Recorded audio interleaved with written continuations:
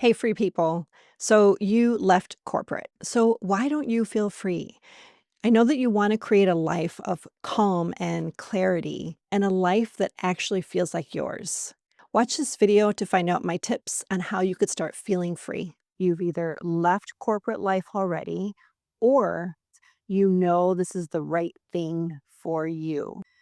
You've been playing with this idea for some time now, and you're getting more and more excited, maybe even just content with the idea that possibly this is true. And what you've been thinking all along is something that you need to do for yourself, for your family, for your loved ones. And it's time. Not only do you feel like what you've been doing hasn't felt right and it hasn't felt like something that you want to do, that you desire to do anymore, you're ready to see what's on the other side of this growth and expansion that you've been experiencing. And you want freedom. You're starting to understand that freedom is starting to mean something more to you than it ever has before. You're getting a new perspective, a new lens on what freedom means to you. And this video is to talk about something that isn't really talked about very often. I mean, you're probably not going to find this topic in a search or in something like that. If you tried to Google it, it probably wouldn't come up, but it's the reality of what happens. That when you actually make the decision to leave a job, you don't exactly feel the freedom that you've been wanting to feel. It doesn't come like poof, all of a sudden you recognize and know freedom. Maybe it will for a moment. For some of you, maybe you take your step out of that doorway, out of that hallway, out of the office that you worked in for so many years, and you're like, "Ah, I'm done. I'm out." Right? And maybe for some of you, you have an opportunity to say your goodbyes and you get to share. I'm excited. I'm excited about this new venture that I'm going to, and I can't wait. And that's wonderful. And some of you may feel nervousness right away, like, oh, am I making the right decision? And it's starting to like hit you in your gut. Did you make the right decision? No matter which situation you're in, you'll come to a place of realizing that you're still not completely free. So the real question becomes, what are you still carrying with you? So, what does that question mean to you, first of all? I talked about your immediate feelings after you leave or walk outside the door or say your goodbyes, or maybe you don't talk to anybody and you're just out, right? That happens too. But you don't feel the sense of freedom, or it doesn't last. It doesn't last as long as you thought it was going to last.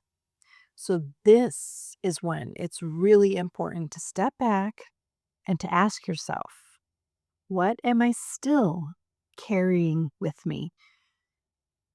What do I need to bring to my understanding? What do I need to bring to my understanding? My understanding, right? So, you notice all the different areas.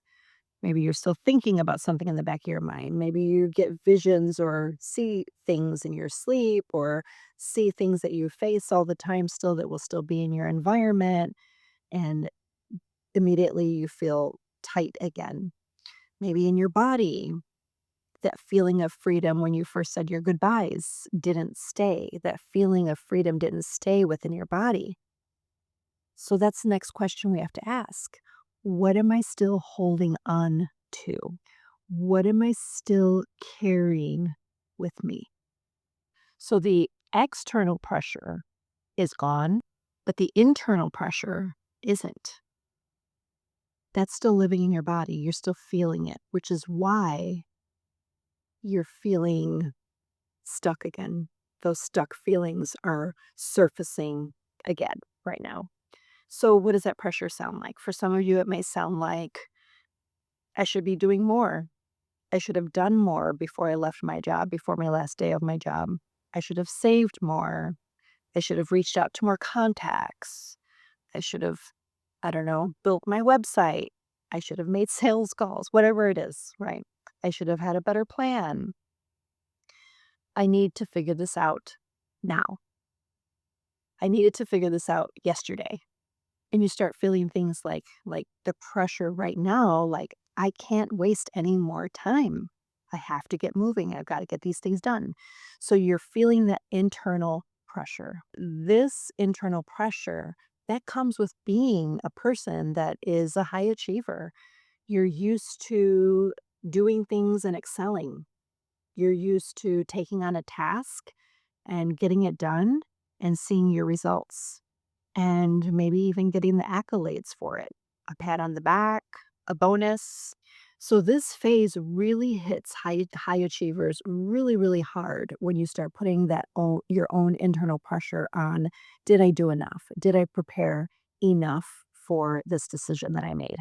But here's what's different now with this type of freedom that you've decided on that you wanted to achieve. You may not have certainty yet, and you're still waiting for that. You're still waiting for the signs and symbols and the dollar signs to tell you of the certainty. You're wanting validation still. You're looking for someone to say that you made the right decision. We're backing you up 100%. Go get them. And maybe you do have that around you, but still internally, you're applying more pressure on yourself right now. And it hits hard. It feels real. It feels scary.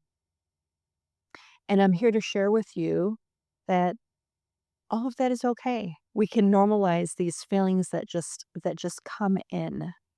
There's nothing wrong. It doesn't mean that you made the right choice. It doesn't mean that you're going down in H in a handbasket. It doesn't mean life is over. It doesn't mean that you won't be enough or that you aren't enough. These are just sensations that you're feeling because it is out of the norm for you right now. It is out of the norm. So this is a sign of really being tied to your old identity. You're still craving and wanting that external validation. And again, there's nothing wrong with this. This is just a shift in perspective, a shift in what feels right, what felt right to you before, what was confirmation to you before. And now we're going to be learning, what is the new way in my growth that I'm going to experience in this new identity? Where am I going to see the evidence of being on the right path? Where am I going to get the knowing and the clarity that I'm making the right decision? Am I going to be accepting and loving to myself if any of these things change and look different and shift? So the reason that it feels wrong, that it feels like being unprepared or inequipped, is because that was the way that you've always been. This is what you become known for. You did a certain thing and you did that thing well, so you became known for it. And now we're facing some fears of being seen differently. Things are changing and shifting. You left the role, but you haven't fully let go of who you had to be inside it.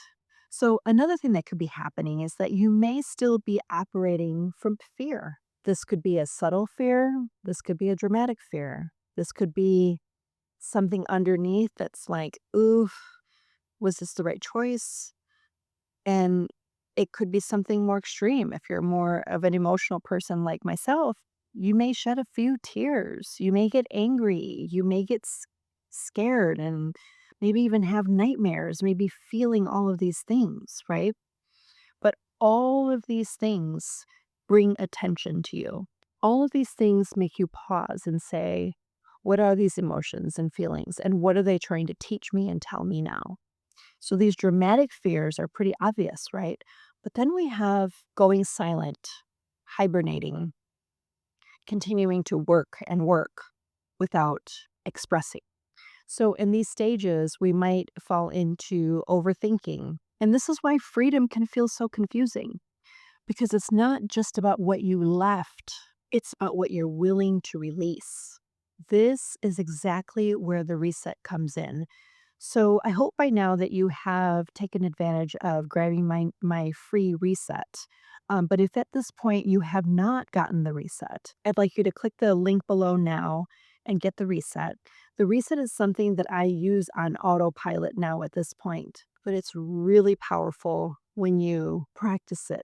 Not because it'll give you the answers, because it helps you notice what you're still holding on to. And it creates enough space to help you to let it go. This way, your own clarity can come through. So if you're in that space right now, I'll put the link below for you to easily access it. And once you have experienced the reset, I would love to hear how it went for you. So here's one last thought that I have for you. You don't find freedom by leaving something. You feel it when you finally come back to yourself. And that is a very different kind of freedom. So if you're still watching this video, I am so glad that you're still with me because when I created the Freedom Reset, it was something that I deeply, deeply needed. And it was something that I couldn't find from any other source. And trust me, I was searching. If you haven't grabbed it already, the Freedom Reset is something so simple. And the reason that most people don't do it is because it is so very simple. So I'd love to hear from you how it felt to do the Freedom Reset. Do you have more questions? And do you wonder about other ways that you can use this Freedom Reset? And the truth is, there are many ways that you can recreate this and to tailor it to exactly what you need. If you have been feeling this pressure of craving calm, clarity, and trust in your decision making so that you can create a life that is actually yours, I want to invite you to join me in a 5-day challenge so that you can break this cycle and addiction to the need for force and deadlines and looking to other people outside of ourselves for the answers. I'm on a mission to teach as many people as possible how to discover your own answers. So if you are striving for that inner peace, that inner knowing, and discover your own voice, sign up for my Freedom Reset so that you can learn more about this 5-day challenge to help you come to and discover your own clarity and your own voice so that you can tap into the life that feels like yours.